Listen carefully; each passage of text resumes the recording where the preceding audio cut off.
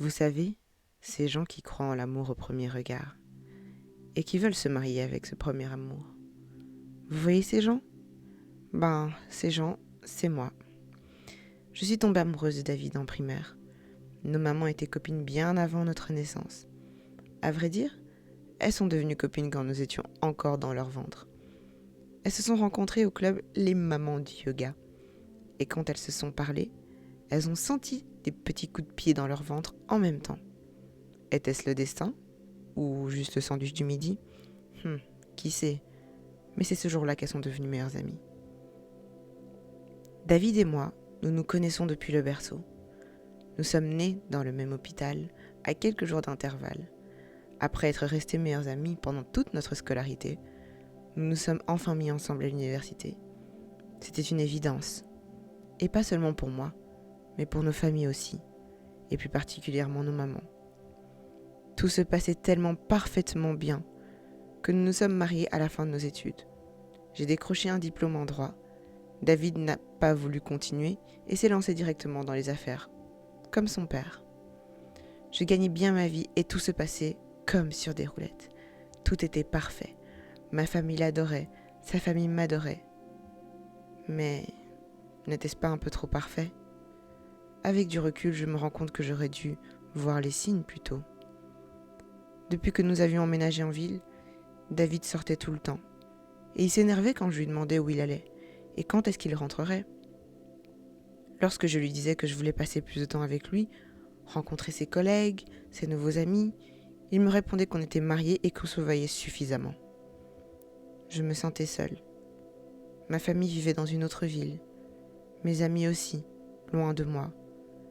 À qui pouvais-je parler de cette solitude? Ma mère? Certainement pas. Elle le dirait aussitôt à ma belle-mère. Qui ferait la morale à David? Et au final, tout me retomberait dessus. Je ne pouvais compter que sur moi-même. J'ai donc décidé de me reprendre en main et de sortir, de voir du monde, de découvrir cette nouvelle ville dont j'ai toujours rêvé, San Myshuno. David ne me demandait même pas où j'étais. Il ne se préoccupait pas vraiment de savoir comment j'allais rentrer, qui je voyais et pourquoi. J'étais si triste, mais je gardais espoir. Je l'invitais au resto, on se faisait des petits city trips, on retournait voir nos parents à Del Sol Valley. Mais la joie ne durait pas longtemps. Le lendemain de nos belles journées, je retournais à ma routine solitaire. Je ne faisais que sortir. Au bout d'un moment, ça me fatiguait. Tout ce que je voulais, c'était construire ma famille avec David, créer de nouveaux souvenirs, de nouvelles traditions. Faire comme dans les séries à la télé où les couples font des double dates avec leurs amis. Je voulais tout simplement profiter de chaque instant. Un soir, en retrouvant ma collègue dans un bar, j'aperçois une silhouette, une chevelure, un sourire que je connais. Je vous laisse deviner de qui il s'agissait. Je vous laisse deviner la sensation de mon cœur qui tombe en voyant David sur le point d'embrasser Stéphane.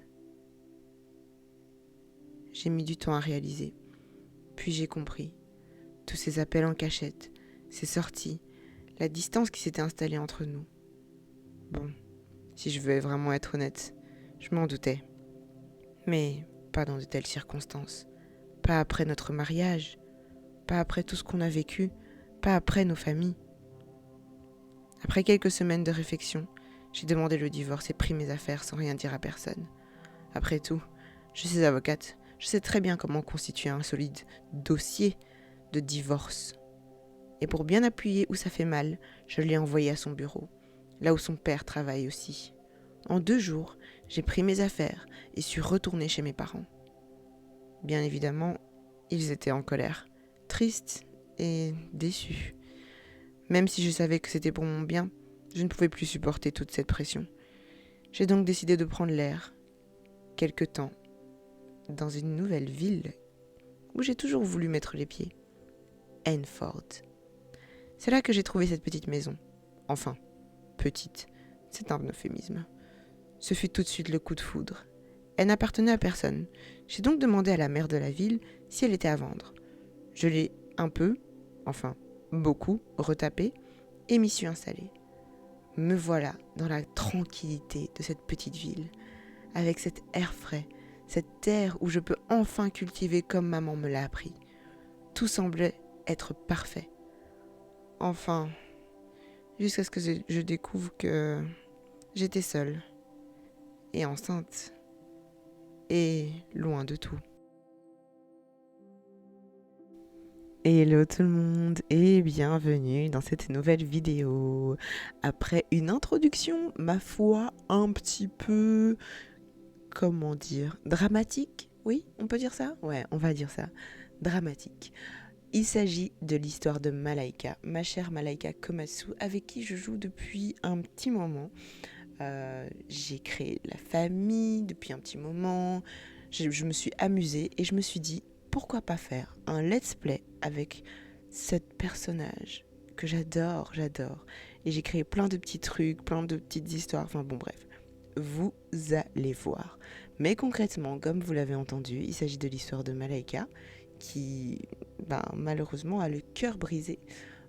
Elle s'est mariée avec son amour de toujours et son meilleur ami, mais malheureusement celui-ci a décidé en cachette d'avoir une autre relation avec son ami à lui. Donc voilà, je pense que c'était le changement de ville, la nouvelle vie, le nouveau travail, etc. Bref, David, he's a cheater. He is a cheater. Mais bon, voilà. Vous verrez bien dans le let's play. Mais concrètement, j'ai enfin sorti... je vais pas dire que c'est le premier épisode, mais disons que c'est l'introduction de ce let's play. Et je me suis dit, quoi de mieux comme introduction que une construction pour vous montrer un petit peu la maison dans laquelle Malaika va évoluer. Et vous verrez aussi sa famille, parce qu'elle a un papa, une maman et un petit frère. Et vous verrez aussi des chiens, des poules, enfin bref, vous verrez tout le petit toin-toin. Vous verrez aussi la famille de David certainement, les amis de Malaika, et puis les nouveaux amis qu'elle va certainement se faire dans cette nouvelle ville, dans ce nouveau petit village. De base, elle est d'El Sol Valley, mais c'est une personnage particulière. Et je pense que vous verrez que dans la façon dont je joue et dans les personnages que je crée, j'aime bien créer des personnages mixtes, un peu à l'image de ma vie, disons. Donc Malaika est à moitié japonaise, on va dire, parce que son papa vient de... Oh mon dieu, du mont Komorebi, et sa maman vient de... Ah, j'ai oublié la ville avec laquelle... Oh mon dieu, j'ai un trou de mémoire. Soit, je vous mettrai à l'écran de quelle ville je parle. Donc, vous verrez à travers la décoration, à travers, disons, sa façon d'agir et ses valeurs, etc., d'où elle vient. Et comment les deux cultures qui sont assez éloignées, ouais, les deux cultures de ses parents ont eu un impact dans son éducation, dans ses goûts, etc. Ah, voilà, je ne vais pas vous la montrer, mais je vous tease un petit peu pour que vous sachiez à quoi vous attendre. Et c'est aussi une famille qui aime l'extérieur. Donc la maman adore jardiner et du coup elle a donné cette passion à sa fille aussi, d'où le fait qu'elle s'installe dans ce nouvel endroit où il y a beaucoup de verdure, beaucoup d'espace. Elle aime en fait être dehors. Elle aime tout ce qui est jardinage, tout ce qui est animaux. Et vous verrez que, comme je disais, il y a aussi des chiens. Et du coup, comme vous voyez à l'extérieur, il y a aussi un poulailler dans cette construction. Donc voilà. Pour cette construction, justement, j'ai décidé de partir. J'avais pas vraiment de style, mais je me suis dit que j'allais quand même évidemment utiliser tout ce qui venait avec le nouveau pack Vie à la campagne et garder quand même un style moderne. Pour ceux qui n'ont pas encore vu, et je vous mettrai différentes vidéos pour ceux qui n'ont pas encore vu, mon style est plus moderne. Mais je me dis que c'est bien de coller aussi un minimum à l'environnement dans lequel on vit, à l'histoire, etc. Donc, j'ai décidé de prendre cette maison. Concrètement, je l'ai créée, mais dans l'histoire, il s'agit d'une maison qui est abandonnée, qui n'appartient à personne. Personne vit sur ce terrain. Peut-être que quelqu'un vivait là il y a des années quand la ville a été créée, mais personne ne vit sur ce terrain et personne ne le veut parce qu'il est soit trop grand, soit ça n'appartient à aucune famille. Et elle s'est dit, pourquoi pas retaper la maison avec son papa, son frère, sa maman, parce qu'ils sont assez... Enfin voilà, ils utilisent les outils. Son papa est bricoleur, donc... non, son papa travaille dans un laboratoire, mais il aime beaucoup bricoler, il est très manuel, donc voilà, ils sont assez manuels dans cette famille, et ils se sont dit pourquoi pas retaper la maison juste avec leurs jolies petites mains, et aussi avec l'aide de... comment on dit en français ? Des contracteurs ? Je ne sais pas. Mais bref, les gens, des chefs de chantier, des architectes, etc. Donc la structure de la maison, disons, est restée assez classique, mais c'est plus l'intérieur, la décoration, et ce qu'elle va faire des pièces qui va être un peu plus moderne, quoi. Et donc en parlant de pièces, vous verrez plus tard que il s'agit d'une maison, disons, familiale, mais il y a beaucoup trop de pièces pour elle, pour l'instant en tout cas. Donc quand elle s'installe, elle ne sait pas encore qu'elle est enceinte, mais voilà, elle commence à le découvrir et elle se dit « Ah, je crois que j'ai bien fait d'acheter cette maison parce que il va me falloir de l'espace, quoi, après mon divorce avec ma fille, mon fils peut-être, on ne sait pas encore. On le découvrira dans le let's play. Et donc toujours par rapport à cette maison, vous voyez, j'ai décidé de faire un style, je sais pas vraiment, entre les deux, quoi. Alors, c'est un peu basé sur les styles de maison américaines, quoi, je trouve. Mais bon, voilà, je me suis inspirée, j'avais pas vraiment de photos, c'est un peu sorti de ma petite tête. Et alors, on fait une pause 2 secondes. Vous allez voir que j'ai perdu un temps précieux à chercher la couleur de ce fauteuil. Je ne sais pas pourquoi, je me suis entêtée. Et d'ailleurs, peut-être que quand vous verrez dans le let's play, quand je mettrai cette maison dans la galerie, peut-être que ce ne sera même plus le même fauteuil. Je ne sais pas pourquoi j'ai galéré avec ce fauteuil.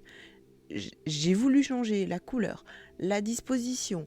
Oui, j'ai coupé, hein, parce que là, vous voyez la disposition comme ça, mais il y a eu des dispositions en veux-tu, en voilà, quoi. Mais je sais pas ce qui m'a pris. J'ai changé de couleur 10 fois, quoi. Je sais pas. Vous voyez, des fois, il y a des trucs... votre tête, il y a un truc qui va pas. Vous êtes d'accord avec tout le reste, mais vous changez la couleur 10 fois d'un objet, parce que, voilà, encore une fois, une nouvelle couleur. Je ne sais pas. Bref, c'était la minute... voilà, c'était le confessionnal... c'était le confessionnal de construction de Nouchka. Alors, voilà, j'espère que cette construction vous plaira.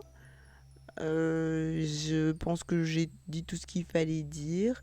Et vous avez encore pas mal de vidéos à regarder. Voilà, qu'est-ce que je disais ? Encore un changement de couleur. Oh mon Dieu, bref. J'espère que je vous fais pas trop perdre la tête avec mes bêtises. Et que cette vidéo donc vous a plu. Vous verrez aussi, je ferai certainement des petites présentations sur Instagram, donc n'hésitez pas à me rejoindre sur Instagram et j'annoncerai aussi forcément l'épisode, le premier épisode qui sortira sur Twitter et sur Instagram, et au mieux, abonnez-vous pour être au courant quand l'épisode sort, et encore mieux, mettez la petite cloche pour avoir une notification quand cet épisode sortira. Mes amis, je vous dis tout de suite, j'y raconte beaucoup de bêtises. Déjà que je parle toute seule quand je joue toute seule sans avoir un micro devant moi ou quoi que ce soit. Mais là, voilà, je raconte beaucoup de bêtises dans mes let's play. Juste toute seule. Alors, voilà, priez juste pour que ça se passe bien. Et que je me contienne, disons, quand vous entendrez mes bêtises. Voilà, c'est tout. N'oubliez pas de vous abonner, de prendre soin de vous, de boire de l'eau, d'hydrater votre corps, vos cheveux, votre visage, tout, la totale. Prenez soin de vous. Je vous fais des bisous, et à la prochaine. Salut!